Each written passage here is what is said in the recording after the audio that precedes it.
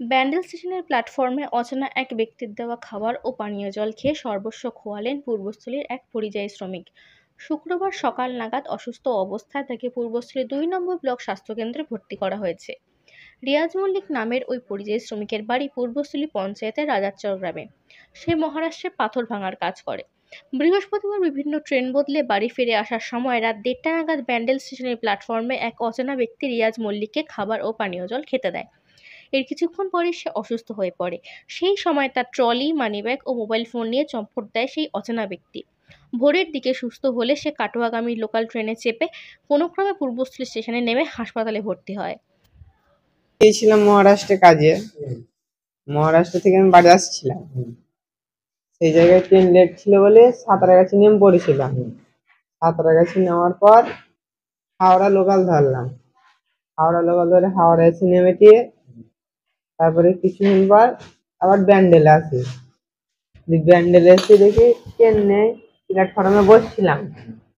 একটা লোক আসছিল। তোর বয়স বলতে এরকম বয়স হবে, হ্যাঁ 50 মতন হবে। হওয়ার পর তারপরে আমাকে বলছে এরকম কি হয়েছে, পানি খা, হ্যান খা, এরকম বলছে। আমি বলছি না, তোমার জিনিস আমি খাবো না।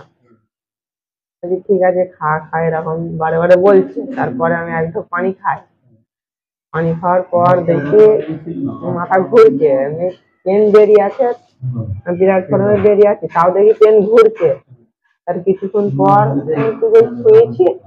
শোয়ার পর দেখি আমার ফোন, মানি ব্যাগ কিছুই নেই, সব খাওয়া। ব্যাগ সমেত নিয়ে চলে গেছে আমার ভিতরে।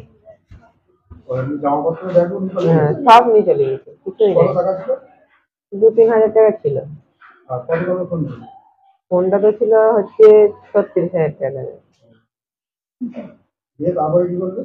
তারপরে কি করলাম, আমি দেখলাম যে ব্যাপার, দেখি ফোন মন নেই, পয়সা করি নেই, কি করবো। আমি ওখানে বসছিলাম।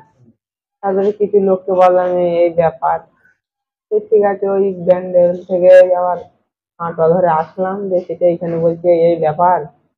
যে আমাদের গ্রামের কিছু লোক ছিল বাড়ি